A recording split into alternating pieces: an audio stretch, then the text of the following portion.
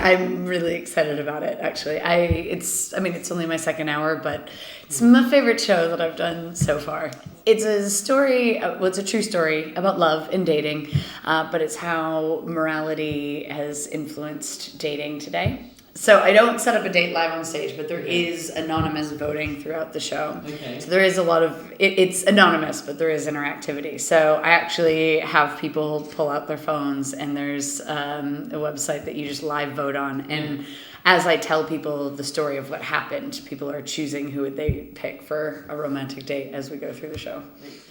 It's frustrating. I think it's gotten to the point where we can't actually be honest with dating, which is very frustrating. It's not straightforward anymore. And because I have a very scientific mind, I get frustrated because I don't find it truthful. Like, I just want to be straightforward and be like, hey, let's go on a date or let's not. None of this like, oh, I have to pretend I don't like somebody just so they know that I like them. And it's so frustrating. But I also think that today's society, we are so spoiled for choice. Like with the apps, you just have hundreds of men and women that you could choose from. And as such, then you start rejecting people for certain characteristics that you wouldn't normally reject them on. And in a way, even though we have so much more choice, we actually have a lot less. It's really interesting because I recently gigged with an American comic who was just straight over, had never gigged in the UK, and was off the plane for about a few hours. And it was quite, because I started comedy over here, and so I had lived here for a number of years, so I kind of understood the persona. And I love the British humor, but I also think that Brits are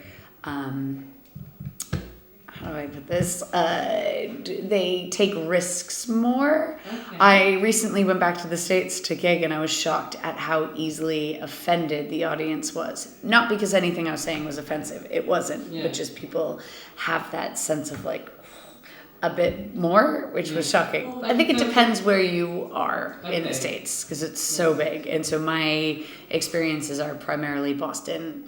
But I did one of the very early previews, just basically a living room preview at my sister's house.